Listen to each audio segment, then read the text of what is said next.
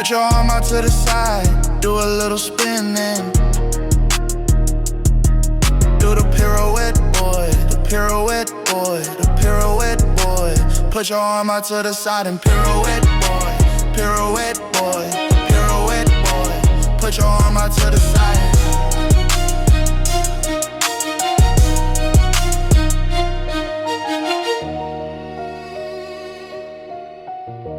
You noted in your direct examination that there were scratches on the passenger side rear bumper of the Lexus, correct? Yes. How exactly were you able to scientifically determine that any of those scratches were from an incident on January 29th, 2022, as opposed to any other time? I didn't have anything else on the time. Is that those scratches happened prior to this collision? I'm sorry? I didn't have any information that those scratches were caused from a prior collision. And so when I looked at the evidence, I knew it was in that same area, the right rear tail light. So when I looked at it, it didn't quite fit the pedestrian thing. So when you showed me the video, or I saw the video like a year ago on Court TV, I said that could be. You asked the question, so next, keep going. He's answering. Next question. You guys go have ahead. scientifically thought the scratches were. Hold on. Ask Sorry. your question, Mr. Jackson.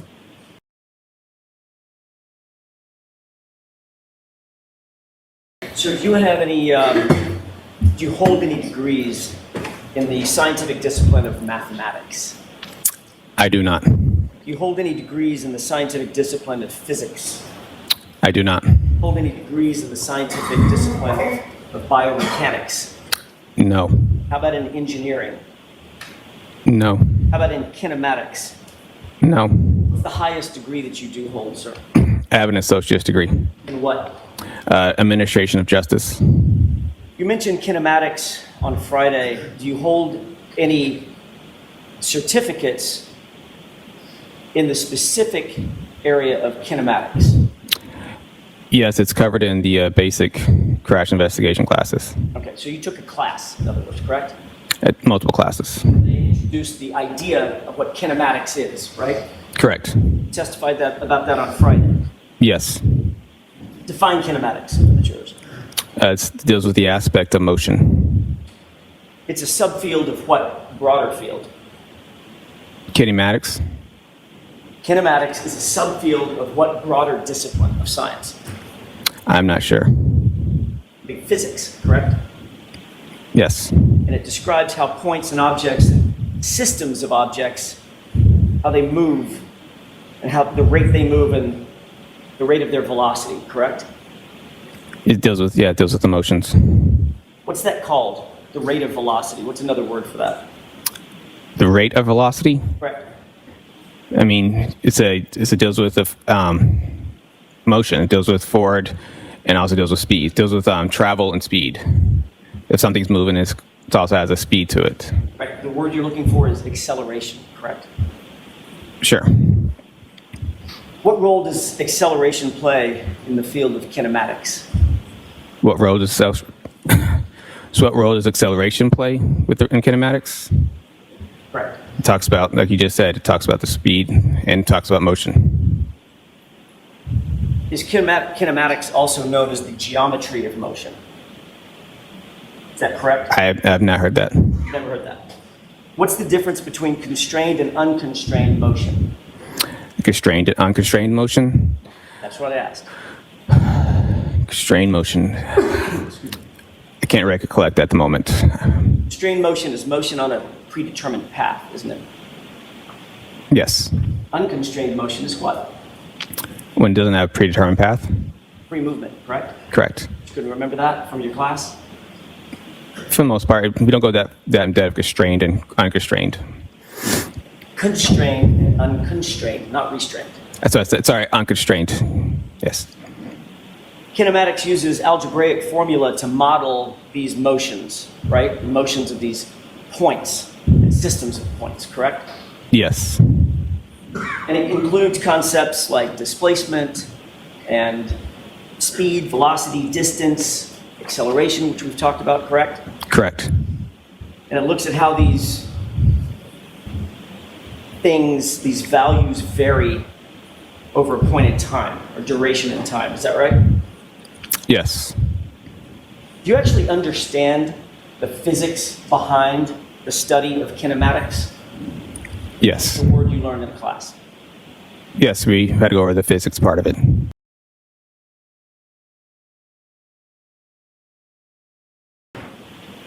The red arrows adjacent to the blue writing, where I'm highlighting right now, indicate basically the debris field that you explained to the jurors on Friday, correct? Yes.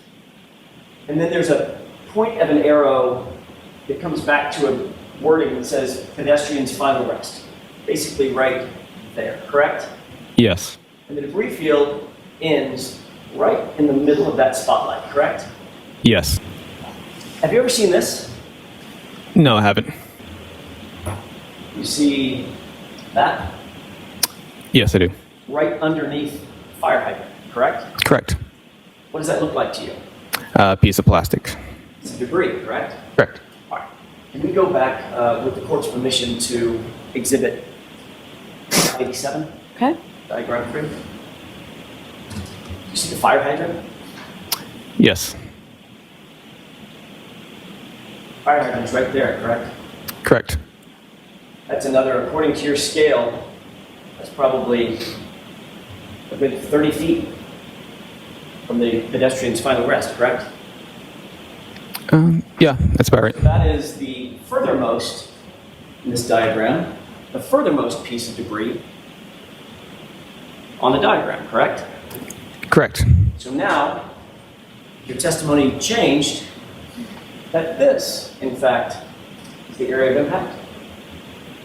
No, Why not? because it's just a piece of debris.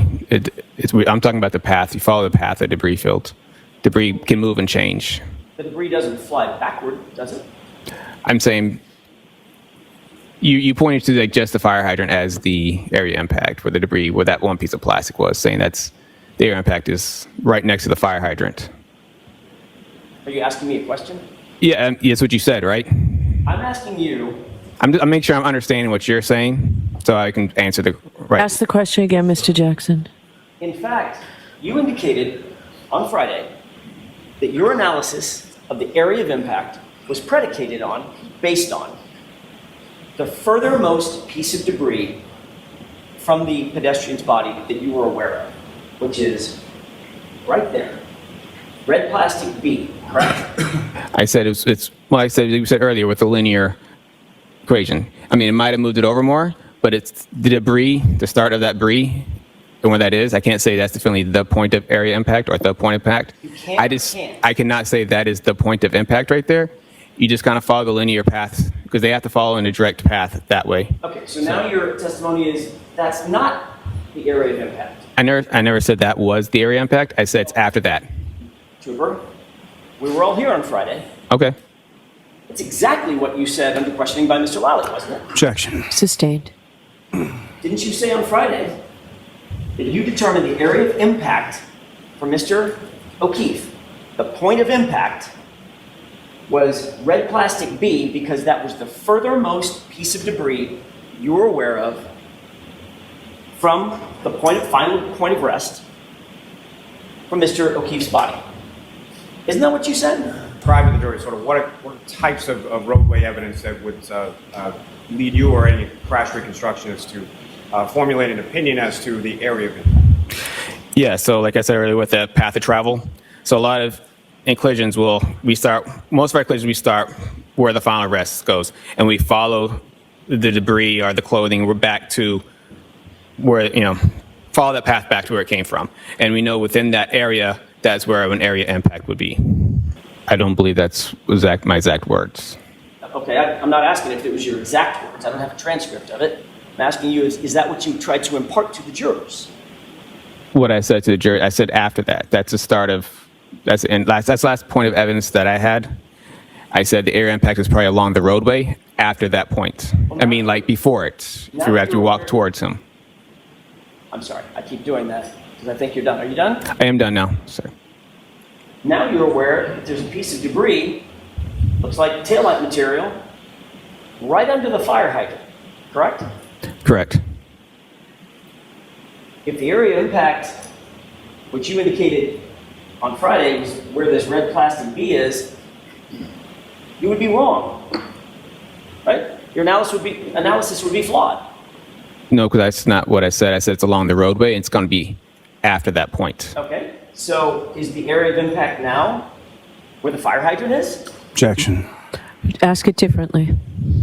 Are you now indicating, because now you realize that there's a piece of debris directly under the fire hydrant, are you now indicating that that's the area of impact where John O'Keefe's body was struck? Objection. Sustained.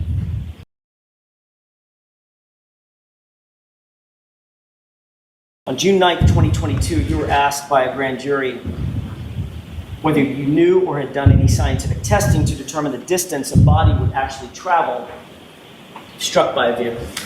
Remember that? Not that specifically. Not in that way. Do you remember answering that you had not, I'm just paraphrasing, that you had not done all you hadn't finished your report yet? Why don't you show him? He said he didn't remember it that way. Take a look at middle of the page. Your answer starts at about line 12, but the question above it is probably informative. You were asked, does that remind you that you were asked by a grand juror if you could calculate how far a body would move having been struck by a vehicle? Yes. And you indicated, quote, yeah, there's certain calculations we can do with that. Would figure out if the car backed up, hit somebody, and then they go a certain amount of distance, and it's based on miles per hour, the speed of the vehicle, the striking vehicle, and stuff. Remember saying that? Yes. What did you mean by stuff? I don't know. You said that the calculations would be based on miles per hour and stuff. Did you ever do any stuff to test that? The grand juror's question. No, we cannot calculate anything from this collision. Say that one more time. We cannot calculate anything from this collision. Who's we? I mean, me. The role me. Well, you know John O'Keefe's weight, right? What's that? You know John O'Keefe's weight, 217 pounds, right? Yes. Did you know that? I don't know his weight. No. You know the weight of the vehicle? Yes. What's the weight of the vehicle? Gross weight. What's the gross weight? Yeah. I think it's approximately 7,300 pounds. Okay. Were you able to calculate the mass of the vehicle? I did not calculate the mass of the vehicle. Well, you told the grand jury that you were planning on doing that kind of stuff to calculate how far a person would travel being struck at that speed with a car of that weight. You didn't do those calculations? No, because the calculations would vastly underestimate the speed of the vehicle. You testified, again, my report isn't done yet. I'm going to look into it. I'm looking into all that stuff, end quote, correct? Yes. There's that word again. It's been more than 2 years since that statement at the grand jury.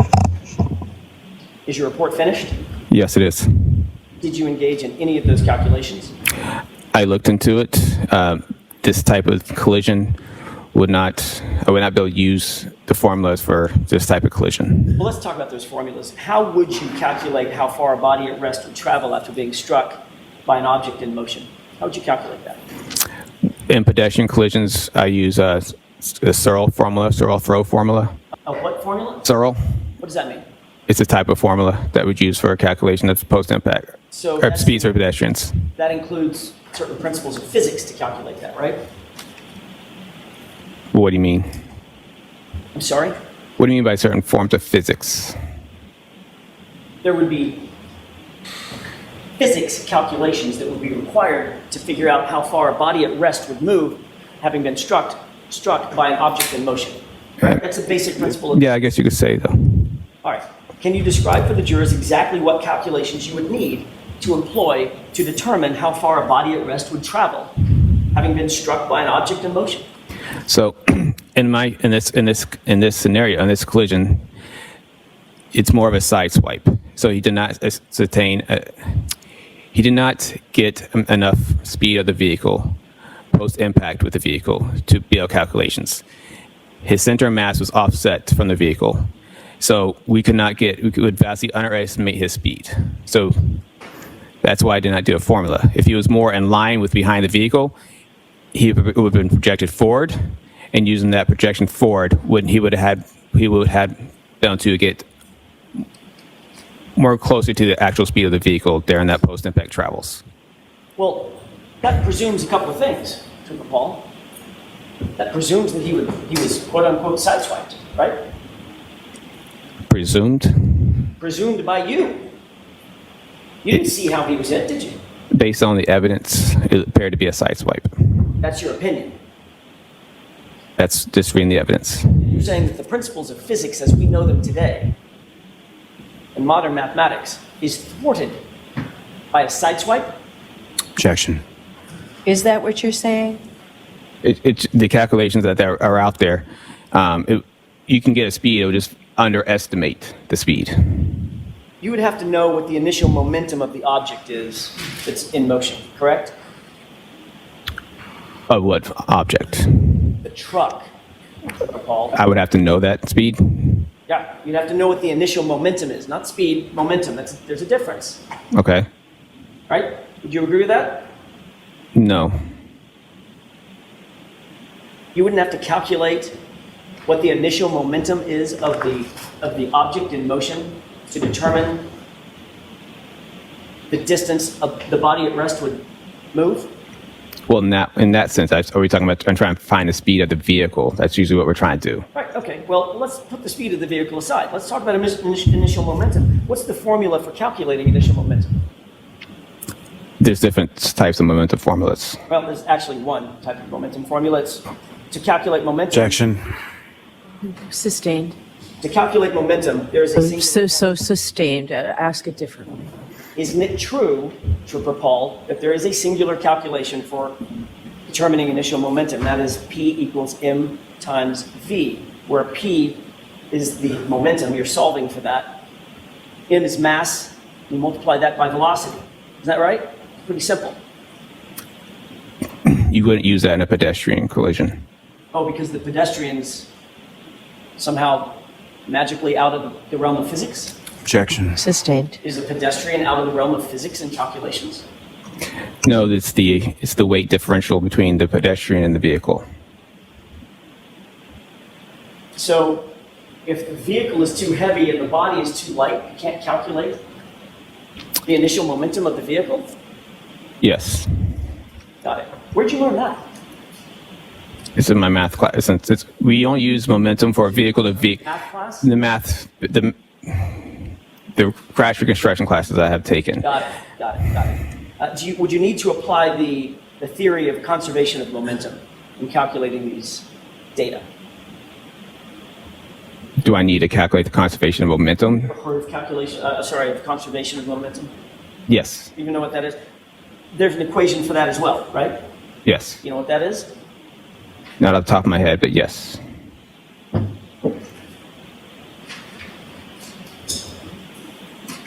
Based on the basic principles of physics, is the total momentum of the collision greater or less than the total momentum after the collision? Total momentum before the collision, is it greater or less than the total momentum after the collision? Basic question.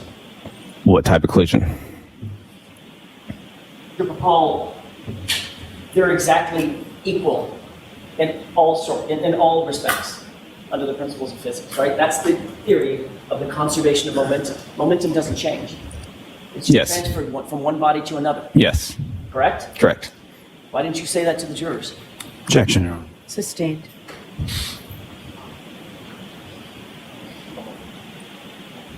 Trooper Paul, if you were qualified to, quote, look into all this stuff, you would probably know these answers, wouldn't you? Objection. Sustained.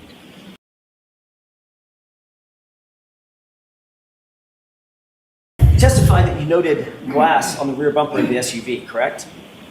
Yes. And you said something about that glass coming from the cup. Correct. You also said that you did not see anything on that SUV that could be the source of those glass pieces on the bumper, right? Yes.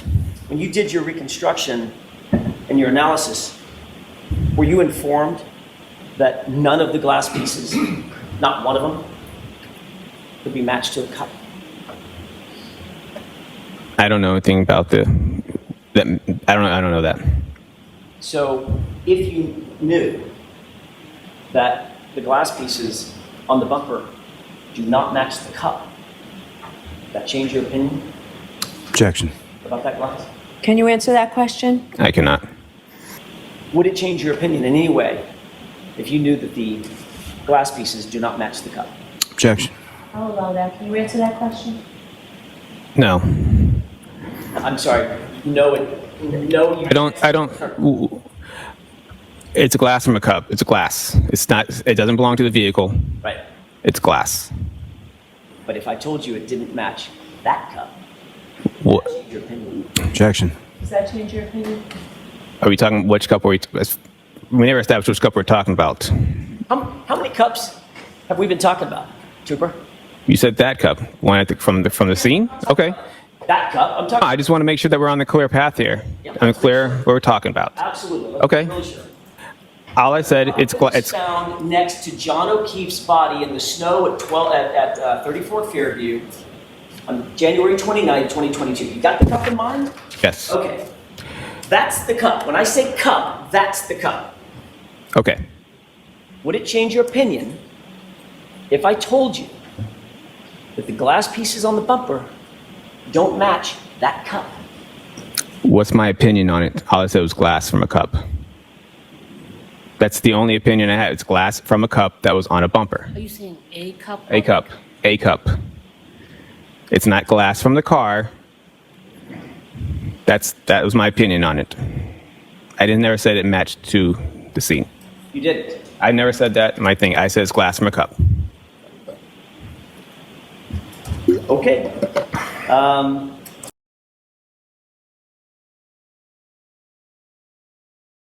When the SUV struck the pedestrian, John O'Keefe, he was, quote, projected forward and to the left, to the front yard to his final place of rest. Yes. So your expert testimony is that John O'Keefe was hit with the SUV and flew 30 feet. Projected mean like I don't say he flew all the way there. He was projected in that way. He got pushed forward in that direction. Which, if he was rendered incapacitated, landed there, he'd have to sort of fly there, correct? Didn't walk there. I mean, would you definitely flying like literally off the ground the whole entire time, or? Well, you tell me, you're the expert. I mean, when we say projected, we mean he gets projected, and they usually have a landing phase, and they land, and then they either roll or tumble to final rest. Okay, how far do you think he landed? How far was it until he landed of that 30 feet? I don't know. There's no indication of where his exact landing spot was. Is there any evidence whatsoever that he landed and rolled? And there was no evidence that he landed or rolled. Or no, rolled. According to you, the evidence that you have in front of you is that you get hit, fly 30 feet, land where he ended up at his final rest, right? Objection. Sustained. Ask it differently. Based on your expert opinion, you believe that he was projected through the air to his final rest place. That's not what I was saying. But you said there's no evidence that he rolled. And there's no evidence that he flew through the air either. Exactly. Right? Exactly. Objection. Sustained.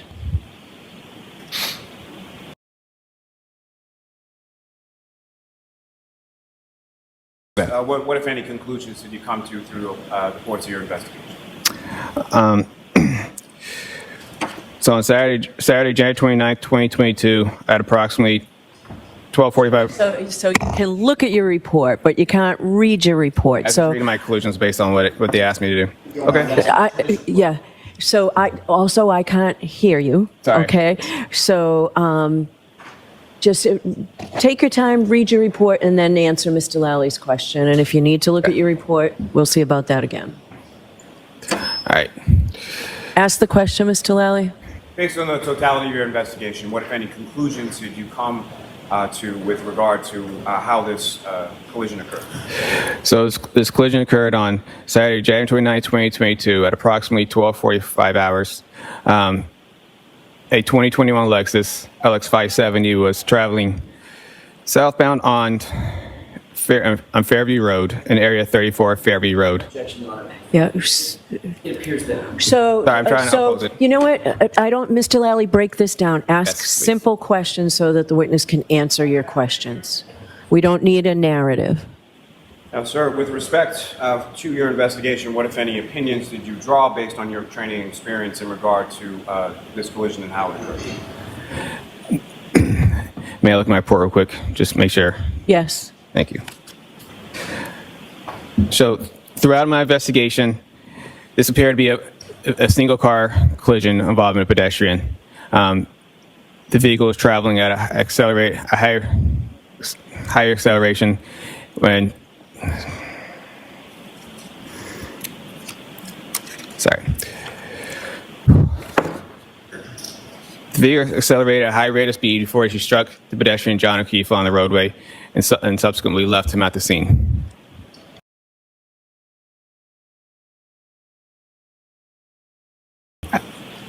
It's what was told to me as evidence Got it. By whom? by the crime scene. Who told you? As crime scene that was there, it says it's glass from the cup. When I did my initial inspection, that's what it was on from. That's not what you just said. You said that's what was told to me. Yeah, by crime. No, yeah, I can see by crime scene. While I was at my inspection, Wait, what? it was told to me by the crime scene when I was at my inspection, at the initial inspection.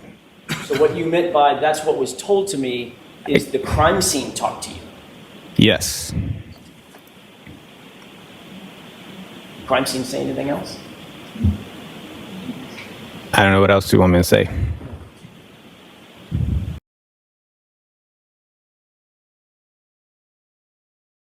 Was his arm out? And it just struck the arm like a hinge? Was it in front of him? You did the reconstruction? It looked, Sure is exactly how his body was positioned when he was struck by that. so it looks like his arm was more kind of like this. If I can try to get that. You're indicating out by his side, correct? Yes. All right. And the tail light would have struck his arm, right? Yes. Not his torso. Yes. Okay. So the full mass, the full weight of that truck hit him basically at the elbow. Is that right? Missing his no. torso. Oh, I said it. Yeah, from the upper part of the arm Right. down. The Yeah. elbow and the biceps. I didn't see anything that shows an indication that this lower torso was struck, but Okay. So his torso. it's not saying it could not have been a possibility, but I just didn't see anything. So his torso was spared from being hit, but the arm took the brunt, the full force of the vehicle, correct? Like arm and shoulder. Yes. Okay. And you said he then did a spin, like a sort of a pirouette. He got spun around possibly the way it struck. It looked like it could have turned around counterclockwise. Okay. So if he turns around counterclockwise, is he turning around in the air counterclockwise? Yes. Okay. Initially. So he gets hit on the upper biceps, shoulder area, and down to the forearm, right? Yes. By an unbroken taillight, right? Yes. In other words, it's nice and smooth. Nothing, no shards of plastic or anything broken at the time that it made contact with his arm, right? Correct. Okay. So how did his arm get all cut up? Because when his arm struck the taillight then cracked, and as the car is driving past him, the taillight could scratch it. Got it. So he gets hit by the car, not his torso, just the arm. The taillight cracks, and as it passes by, his arm stays with it long enough to get striations, those scratches that you see, those lacerations, those abrasions that you see, right? In a sense, yes. And at the same time, he does a pirouette and flies 30 feet to his final point of rest. I don't know if he did a pirouette. Well, I'm using the word pirouette. He spun around. He started rotating counterclockwise. I don't know how far he ran counterclockwise, but he started rotating. According to that, would push him to rotate counterclockwise. Whether or not he went counterclockwise all the way to his back toward the ground, it seems like a most likely possibility. Got it. Did you account for the fact that his arm is on a hinge? Is what? Say again? Did you account for the fact in this scenario that you just told the jurors that his arm is on a hinge? On a It's called hinge. shoulder. Okay. Okay? So, the arm got hit. Didn't his arm just swing? I said arm and shoulder area, so his arm could have been considered part of it. Even if his shoulder got the upper, Okay. you're pointing to his upper biceps. Right? There's no injuries on his shoulder, not a single one, not even a bruise, right? Like I said, it looked like to me it was from up here. I don't know how far I can up back here, but it was up here. Well, So you're the one that talked about his injuries on his arm. yes. That's limited to about mid biceps, to about mid forearm, correct? Okay. Right? Yes. No injuries on the shoulder, no injuries on the torso, no injuries on the ribs, no injuries on the back, correct? Is that right? Yes. So your theory is you got hit on the arm, took the brunt of the force from the taillight on the arm, stayed with the vehicle long enough for the taillight to explode, basically, to shatter. Then these striations get on his arm, these abrasions. Does a pirouette, a spin, counterclockwise, and flies 30 feet in the air to his point of rest. Yeah, it happened probably a little faster than that, though.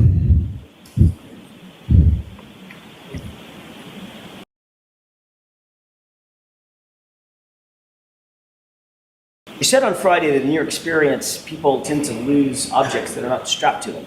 Is that right? Yes. In other words, get hit by something, car, truck, bus, whatever, train, and if you have something in your hand, boom, you lose it, you drop it, if it's not strapped to you, correct? Correct. How do you suppose that Mr. O'Keefe, in your opinion, held on to that glass cup that was found right next to him over the course of 30 feet being projected? Objection. I'll allow it. Do you have a theory on that? I don't know. I mean, it just could have been with him the whole way. I don't know. I wasn't there, so I don't know how the glass stayed with his body and went with him to the final rest. So I mean, it's just common sense. You have to believe that if it was in his hand, he held on to it the entire time it was being projected 30 feet, right?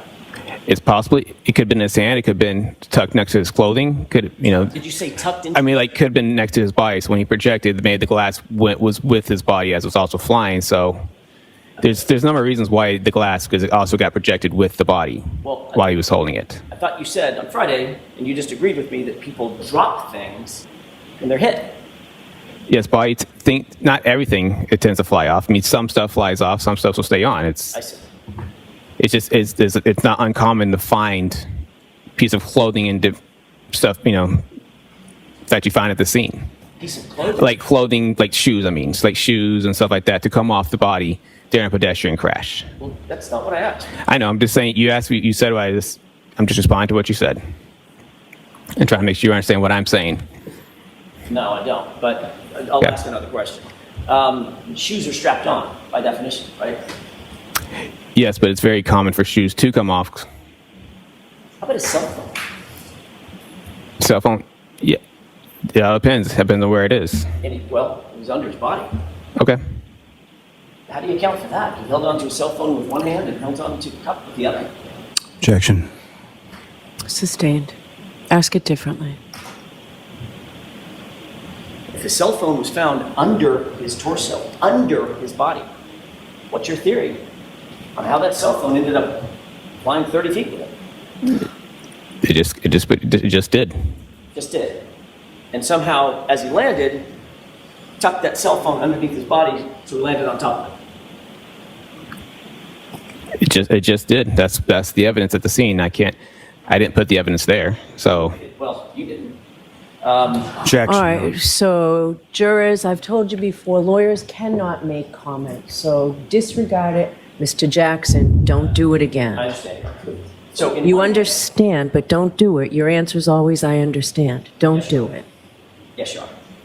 Put your arm out to the side, do a little spinning. Do the pirouette, boy, the pirouette, boy, the pirouette, boy. Put your arm out to the side and pirouette, boy, pirouette, boy, pirouette, boy. Put your arm out to the side.